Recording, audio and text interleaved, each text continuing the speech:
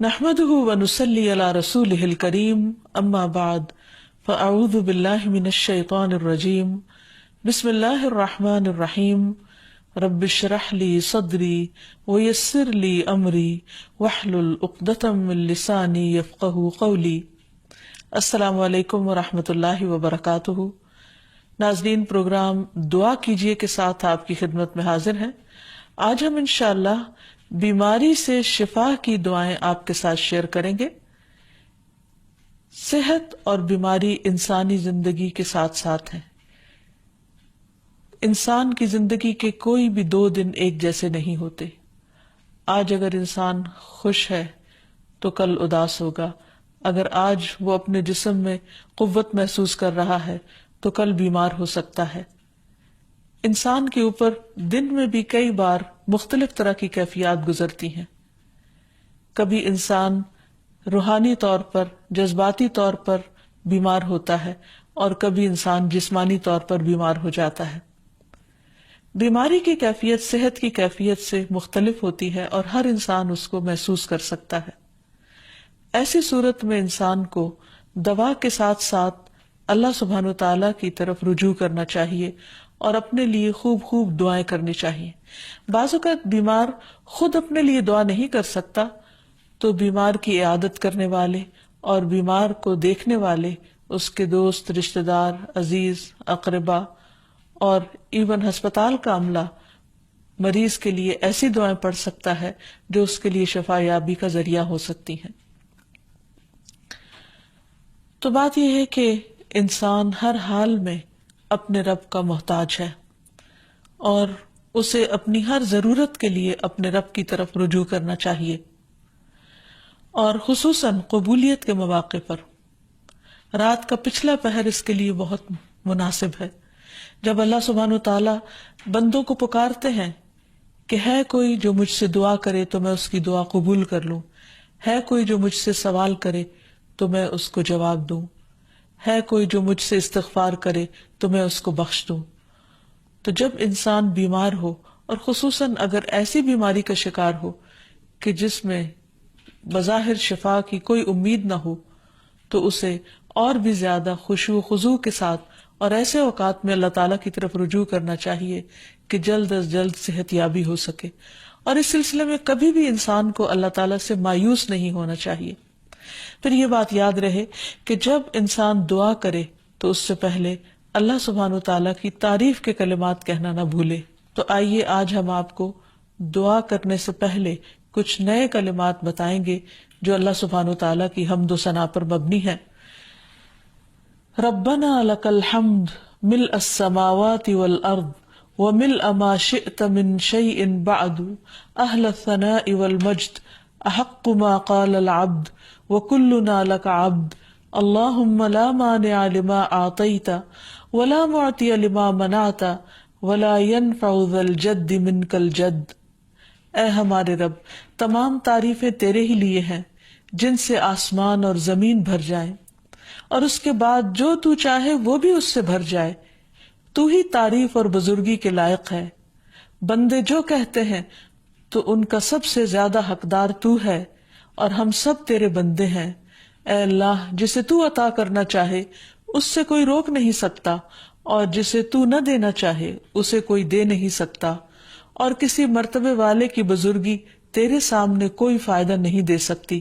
یعنی اللہ سبحانہ وتعالیٰ کے علاوہ کوئی بھی اور ایسا نہیں ہو سکتا جو انسان کی مشکل کو آسان کر سکے۔ تو آئیے اس کے ساتھ ہم دیکھتے ہیں کہ بیماری کے اسباب کیا ہوتے ہیں، بیماریاں کیوں آتی ہیں۔ سب سے پہلی بات تو یہ کہ بیماری اللہ کے اذن سے آتی ہے۔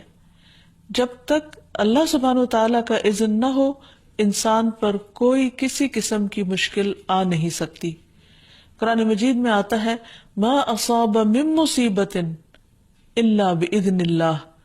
جو بھی مصیبت آتی ہے وہ اللہ کے اذن سے آتی ہے اور وہ تقدیر کا حصہ ہوتی ہے، اور اس میں اللہ سبحانہ وتعالیٰ کی حکمت اور مشیت کار فرما ہوتی ہے۔ اور وہ کیا ہو سکتی ہے؟ مثلاً اللہ تعالیٰ کسی بندے کے ساتھ بھلائی کا ارادہ کرتے ہیں، اس کے گناہ معاف کرنا چاہتے ہیں،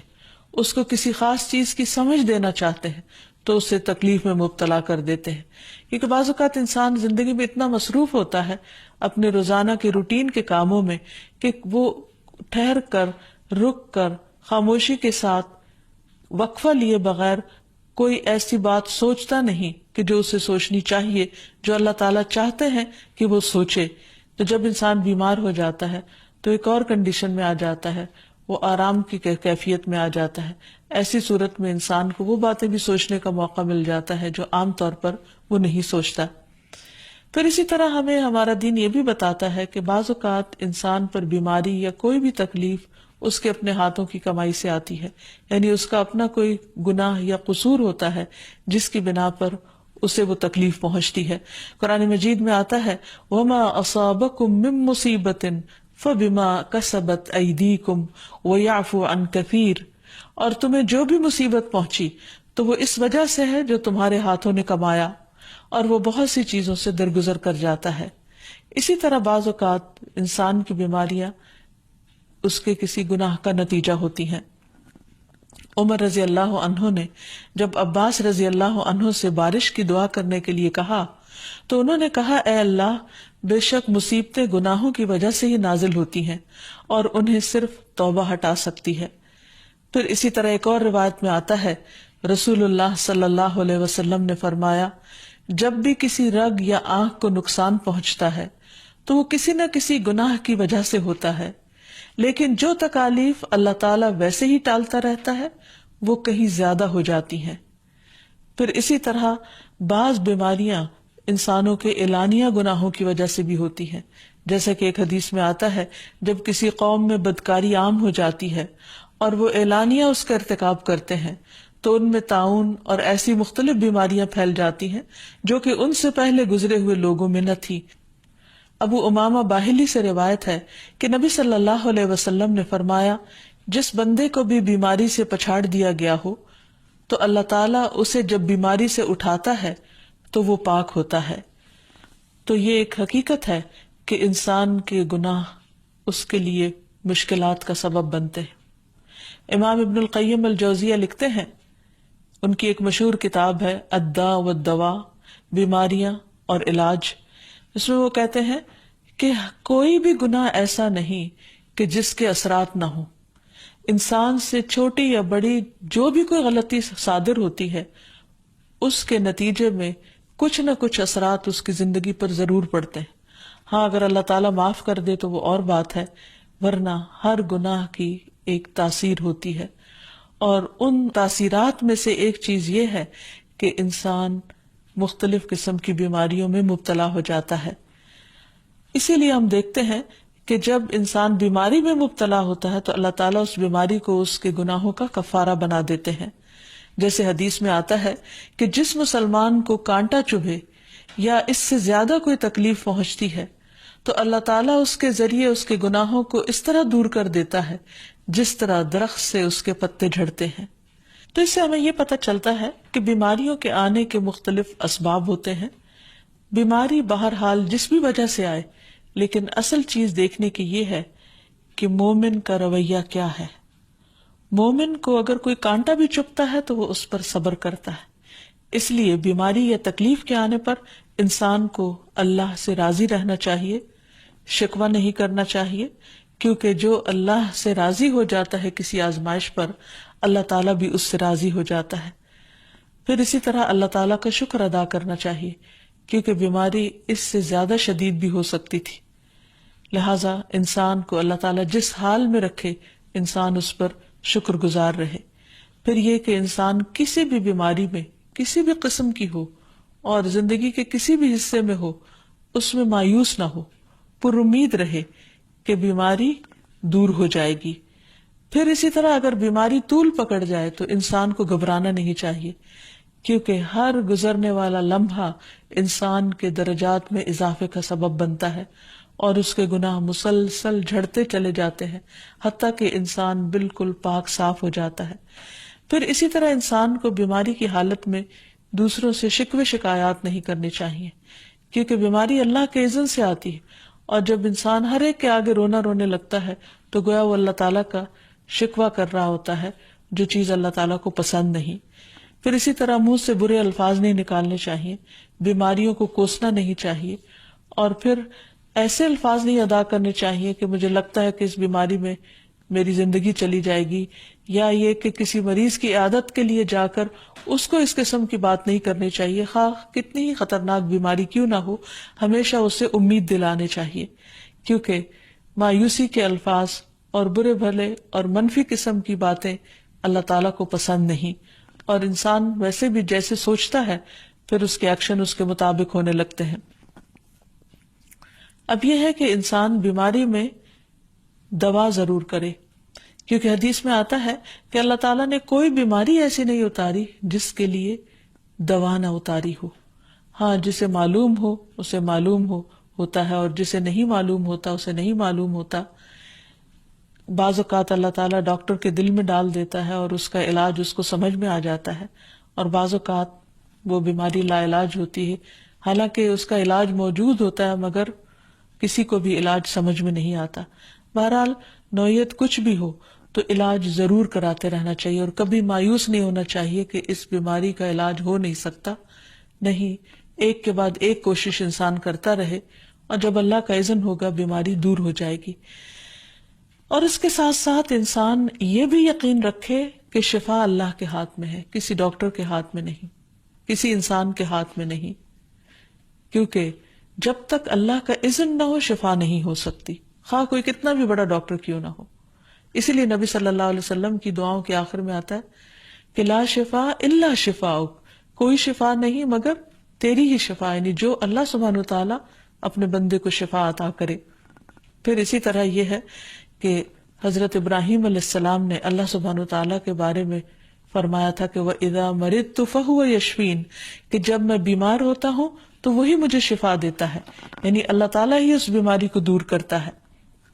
اسی طرح ایک اور روایت سے بھی پتہ چلتا ہے کہ شفا دراصل اللہ سبحانہ وتعالی کے ہاتھ میں ہے۔ حضرت عائشہ سے مروی ہے کہ رسول اللہ صلی اللہ علیہ وسلم دم کیا کرتے تھے اور یہ دعا پڑھتے تھے، امسح البأس رب الناس بیدک الشفاء لا یکشف الکرب الا انت، اے لوگوں کے رب تکلیف کو دور کر دے، تیرے ہی ہاتھ میں شفا ہے، تیرے سوا اس کو دور کرنے والا اور کوئی بھی نہیں۔ پھر اسی طرح انسان جب کسی بیمار کی عیادت کے لیے جائے تو اس پر بھی دعا پڑھے اور اس کے لیے دعا کرے۔ رسول اللہ صلی اللہ علیہ وسلم نے فرمایا، جو مسلمان کسی ایسے بیمار کی عیادت کے لیے اس کے پاس آئے جس کی موت کا وقت قریب نہ آیا ہو اور 7 مرتبہ یہ پڑھے، اسأل اللہ العظیم رب العرش العظیم ان یشفی فلانا من وجعہ، میں اس عظمت والے اللہ سے سوال کرتا ہوں جو عرش عظیم کا رب ہے کہ فلاں کو اس کی تکلیف سے شفا عطا فرمائے، تو اللہ عز و جل اسے شفا عطا فرما دیتا ہے۔ اور پھر ہم دیکھتے ہیں کہ تمام انبیاء اپنی بیماریوں میں، تکلیفوں میں اللہ تعالیٰ کو پکارتے تھے، جیسا کہ ایوب علیہ السلام کی دعا قرآن مجید میں آتی ہے، وَأَيُّوبَ إِذْ نَادَى رَبَّهُ أَنِّي مَسَّنِيَ الضُّرُّ وَأَنْتَ أَرْحَمُ الرَّاحِمِينَ فَاسْتَجَبْنَا لَهُ فَكَشَفْنَا مَا بِهِ مِنْ ضُرٍّ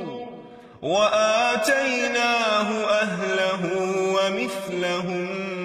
مَعَهُمْ رَحْمَةً مِنْ عِنْدِنَا وَذِكْرَى لِلْعَابِدِينَ۔ اور ایوب جب اس نے اپنے رب کو پکارا کہ بے شک مجھے تکلیف پہنچی ہے اور تو رحم کرنے والوں میں سب سے زیادہ رحم کرنے والا ہے، تو ہم نے اس کی دعا قبول کر لی، پس اسے جو بھی تکلیف تھی اسے دور کر دیا، اور اسے اس کے گھر والے اور ان کے ساتھ ان کی مثل اور عطا کر دیے، اپنے پاس سے رحمت کے لیے اور ان لوگوں کی یاد دہانی کے لیے جو عبادت کرنے والے ہیں۔ اسی طرح رسول اللہ صلی اللہ علیہ وسلم نے ایک اور موقع پر ایک صحابی عثمان بن ابی عاص الثقفی کو ایک دعا سکھائی۔ جب وہ نبی صلی اللہ علیہ وسلم کے پاس حاضر ہوئے، وہ کہتے ہیں مجھے اتنی تکلیف تھی کہ قریب تھا کہ وہ مجھے ہلاک کر دیتی، تو نبی صلی اللہ علیہ وسلم نے مجھے فرمایا اس درد کی جگہ پر اپنا دایاں ہاتھ رکھو اور 7 مرتبہ کہو بسم اللہ اعوذ بعزت اللہ وقدرتہ من شر ما اجد واحاذر، اللہ کے نام کے ساتھ میں پناہ مانگتا ہوں اللہ کی عزت کی اور اس کی قدرت کی اس شر سے جو میں محسوس کرتا ہوں، یعنی اس تکلیف سے بچنے کے لیے جو مجھے محسوس ہو رہی ہے اور جس سے میں خوف محسوس کرتا ہوں۔ عثمان کہتے ہیں کہ جب میں نے یہ پڑھا تو اللہ سبحانہ وتعالیٰ نے مجھے شفا عطا کر دی۔ پھر اسی طرح ہر بیماری سے شفا کی دعا نبی صلی اللہ علیہ وسلم نے سکھائی۔ عبداللہ بن عباس سے مروی ہے کہ نبی اکرم صلی اللہ علیہ وسلم نے فرمایا، جب کوئی شخص کسی ایسے مریض کی عیادت کرے جس کی موت کا وقت ابھی قریب نہ آیا ہو اور اس کے پاس 7 مرتبہ یہ دعا پڑھے، اسأل اللہ العظیم رب العرش العظیم ان یشفیک، میں عظمت والے اللہ جو عرش عظیم کا رب ہے اس سے دعا کرتا ہوں کہ وہ تمہیں شفا عطا کرے، تو اللہ تعالیٰ اسے اس مرض سے شفا عطا کر دے گا۔ پھر اسی طرح نبی صلی اللہ علیہ وسلم اگر کسی کو کوئی پھوڑا بنسی ہوتی تو اپنے لعاب دہن کے ساتھ زمین کی مٹی تھوڑی سی لے کر اس درد تکلیف والی جگہ پر لگاتے تو اس سے بھی شفا ہوتی۔ حضرت عائشہ کہتی ہیں کہ جب کسی انسان کے عضو میں کوئی تکلیف ہوتی، پھوڑا یا زخم ہوتا، تو نبی صلی اللہ علیہ وسلم اپنی انگلی اس طرح رکھتے، اور سفیان جو راوی ہیں انہوں نے اپنی شہادت کی انگلی زمین پر رکھی، پھر اسے اٹھا کر فرمایا بسم اللہ تربت اردنا بریقت بعدنا لیشفى به سقیمنا باذن ربنا، اللہ کے نام کے ساتھ ہماری زمین کی مٹی ہمارے رب کے حکم سے ہم میں سے بعض کے تھوک کے ساتھ ہمارے بیمار کو شفا دی جائے۔ یعنی لعاب دہن کا اپنا ایک اثر ہوتا ہے، اور لعاب دہن جو ہے ایک طرح سے دوا کا کام کرتا ہے، اور اللہ کا نام لے کر جب لعاب دہن لگایا جائے تو شفا ہوتی ہے۔ جیسے کہ ایک اور موقع پر نبی صلی اللہ علیہ وسلم نے ایک جلے ہوئے مریض کے اوپر یہی دعا پڑھ کر لعاب دہن لگایا تو اللہ تعالیٰ نے اس مریض کو شفا یاب کر دیا، اور وہ دعا تھی اذہب البأس رب الناس واشف انت الشافی لا شفاء الا شفاؤک شفاء لا یغادر سقما۔ پھر اسی طرح ایک موقع پر ایک قبیلے کے سردار کو جب بچھو نے کاٹ لیا اور اس کے جسم میں زہر پھیل گیا تو ایک صحابی نے سورۃ الفاتحہ پڑھ کر اس پر دم کیا تو اس سے اس کو شفا ہو گئی، اور یہ بات جب نبی صلی اللہ علیہ وسلم کو بتائی گئی تو آپ اس پر خوش ہوئے۔ اور سورۃ فاتحہ سب لوگوں کو آتی ہے، اسی لیے اس کا نام سورۃ الشفا بھی ہے، کیونکہ یہ بیماری میں بطور علاج پڑھی جاتی ہے مریض پر، مریض خود بھی پڑھ سکتا ہے اور اس کے اٹینڈنٹس بھی اس پر پڑھ سکتے ہیں۔ حضرت علی رضی اللہ تعالیٰ عنہ کہتے ہیں کہ نبی صلی اللہ علیہ وسلم کو بچھو نے ڈس لیا اور آپ نماز پڑھ رہے تھے۔ جب آپ نماز سے فارغ ہوئے تو آپ نے فرمایا اللہ تعالیٰ بچھو پر لعنت کرے، یہ نہ نمازی کو چھوڑتا ہے نہ کسی اور کو۔ پھر آپ نے پانی اور نمک منگوایا، آپ اس پر ملتے جا رہے تھے اور یہ صورتیں پڑھ رہے تھے قل یا ایھا الکافرون وقل اعوذ برب الفلق اور قل اعوذ برب الناس، تو یہ بھی ایسے مواقع پر پڑھی جا سکتی ہیں۔ پھر اسی طرح یہ ہے کہ اگر کسی بھی دوا یا دعا سے مریض صحت یاب نہ ہو رہا ہو، اس کی تکلیف کم نہ ہو رہی ہو، تو بھی موت نہیں مانگنی چاہیے، کیونکہ مومن کے لیے زندگی ایک بہت بڑی نعمت ہے۔ وہ جس بھی حال میں گزرے، بہرحال وہ اسے آخرت کمانے کا ذریعہ بنا سکتا ہے۔ یعنی اگر وہ تکلیف میں اس کی زندگی گزر رہی ہے اور اس پر وہ صبر کر رہا ہے اور اللہ کو یاد کر رہا ہے تو اس کے بے پناہ درجات بلند ہونے کا ذریعہ ہے، یعنی یہ بیماری اس کے لیے بلندی درجات کا ذریعہ بن جاتی ہے۔ اس لیے کبھی بھی موت نہیں مانگنی چاہیے۔ ہاں اگر تکلیف حد سے بڑھ جائے تو انسان یہ دعا مانگ سکتا ہے اللہم احینی ما کانت الحیات خیرا لی وتوفنی اذا کانت الوفات خیرا لی، اے اللہ جب تک میرے لیے زندگی بہتر ہو مجھے زندہ رکھ، اور جب میرے لیے وفات بہتر ہو تو مجھے وفات دے دے۔ تو اللہ تعالیٰ سے دعا ہے کہ اللہ تعالیٰ تمام بیماروں کو صحت اور شفا عطا فرمائے، اور ہمیں بیماری اور آزمائش کے موقع پر اپنی طرف رجوع کرنے کی توفیق دے، اور ہر طرح کے شرک اور ایسے کاموں سے بچائے جو اس کو ناراض کرنے والے۔ وآخر دعوانا ان الحمد للہ رب العالمین۔